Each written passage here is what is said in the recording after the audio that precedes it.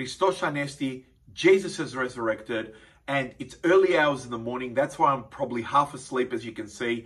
I just received all the evidence, the last piece of evidence that I required from Greece in order to make this video. And why this video is so important is because it will give you an answer on the ethical issue and the physical issue of whether you should or shouldn't this. Now, I went and bought this today at the chemist, and I've also got this writing here because unfortunately we can't mention certain words. So there are many ecclesiastical leaders that are trying to convince us that there's no bioethical issue as far as taking this. So in this video, I'm going to show you why any bishop or archbishop that says to you that go ahead and take this little devil, why they're absolutely wrong. According to this priest, which is also a professor of bioethics, he went and looked into why the Holy Synod in Greece signed off, and if anything said, go ahead and take it. So he was wondering, how could they do this when clearly there is a certain ethical issue which has to do with these. Okay, so this here is all evidence which I have obtained from a Zoom meeting which I was given access to, and I thank God, and from this priest here. And he goes on to say that there is a committee of bioethics, which is basically the mediator with the Holy Synod, and any kind of issues like this, they look into them.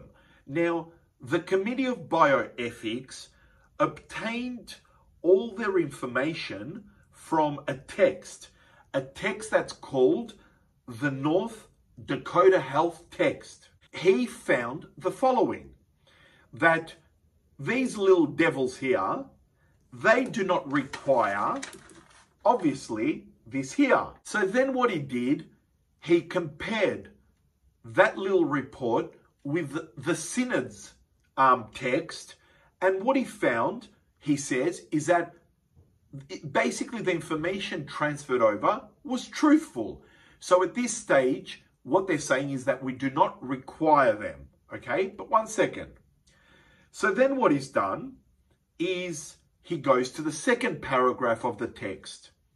The text from North Dakota Health states in the second paragraph, at the initial stage of the technology of this little devil they're trying to promote, that apparently these here were used, okay? So they were used in this technology. Now, let's go to the text, because this here, don't forget, that is the source where the Committee of Bioethics got their information from. Science. Because a lot of people want science, okay? So I'm presenting science and also bioethics here. So science says that it's being used. So automatically, we've got an ethical issue there. Now, he goes to the Committee of Bioethics. He tries to see the text, what they wrote. And guess what? Complete silence. The Committee of Bioethics, the so-called ethical committee, has not said anything to the Holy Synod. In turn, he then goes to the Holy Synod text to see what they said. Once again, complete silence. And he goes on to say, he asked himself, why the silence? How can you get one part basically and not the other? Χρησιμοποιήθηκαν εμβρυϊκά κύτταρα. Πάμε στο κείμενο της Επιτροπής Βιοειθικής. Πλήρης αποσιώπηση. Πάμε στο κείμενο το συνοδικό. Πλήρης αποσιώπηση. Και διαρωτώ με, για ποιο λόγο? Πώς παίρνουν ένα κομμάτι, διότι η ίδια η Επιτροπή Βιοειθικής μας λέει ότι δεν πρέπει να ακούμε τη δεκακίσια τις διάφορες αντιλήψεις, και πολύ σωστά. Αλλά πηγαίνουμε στις πηγές, στην επιστημονική βιβλιογραφία.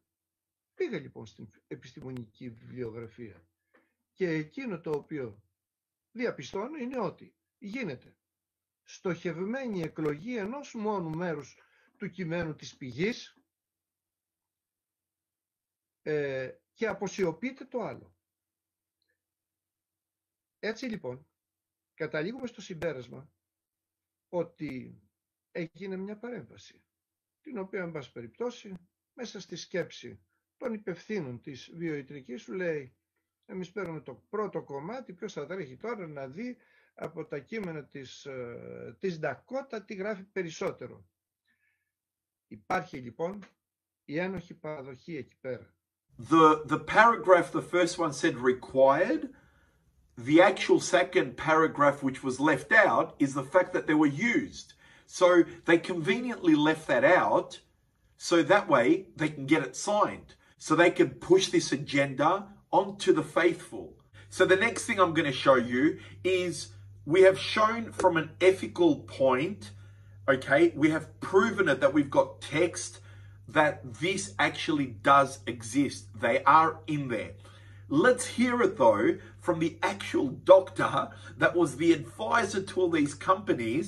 So the actual doctor, which is Dr. Stanley, when he got interviewed by the American solicitor in January 2018, he came out and said not only 1 or 2 were used of the little babies, 76. And we're talking 3 months old. Imagine the development. So I just want to hear you this televised interview that unfortunately in Greece, the big channels refused to cover this deceit. Εξαπατήθηκε από τον Μητροπολίτη για τον εμβολιασμό. Εξαπατήθηκε η Ιερά Σύνοδος, βεβαίως.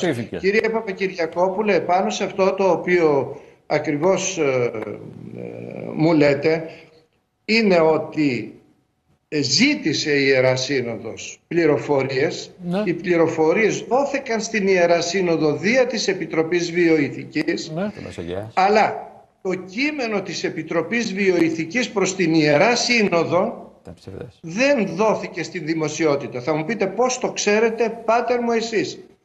Ευτυχώς το έμαθα. Και στείλατε επιστολή, μας είπατε? Στείλατε επιστολή? Βεβαίως, έχω δει στην Ιερά Σύνοδο 60 σελίδων, όπου σαφώς φαίνεται η απάτη αυτή. Και τι σας απάντησαν? Το αποτέλεσμα ποιο είναι? Ουδέν. Ουδέν. So there is a misinformation. So I hope the priests, bishops, archbishops can open the heart. I'm just an unworthy sinner. That they can hear the truth and change their stance. And this is what I would love to see from my archbishop. And this is the Archbishop of Kenya, who I just actually spoke to before on the phone and got his blessing as well to make this video. And his stance on this is basically say, like Metaxa, Oshi. He's mingling with the kids. He mingles with the local tribes. He helps all the orphans. He's built orphanages. He goes to hospitals and anoints the sick and does holy unction. And mind you, he's 80 years old, even traveling across the country, getting stuck through all weather conditions in the mud. Although he's 80 years old almost, and he's got various health conditions, he's a true warrior of Christ. And we're blessed to have the charity with him right here, building 180 churches he has built across Kenya, spreading the gospel of Christ and saving souls. As far as people that wish to be obedient, we are obedient and we respect the position, because if it wasn't for our beautiful clergy, we wouldn't be able to partake of any holy sacraments or sermons. But we have the right to see right from wrong, okay? When we know for a fact something's going to lead us to sin, why would you be obedient, okay? And something else, we have got holy elders, holy saints, these beautiful, beautiful souls that devote their life to prayer, and God chooses to reveal these things. Like Father Sava Hilea in 2007, all this stuff's coming true. Finally, I want to leave you with something.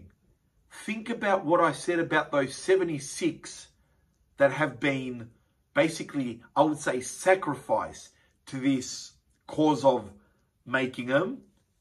So look at them when they are 3 months. And then ask yourself, can you find it in your heart to actually commit such an atrocious sin? I pray that the Holy Spirit enlightens you so you can make the right decision for your soul. God bless you.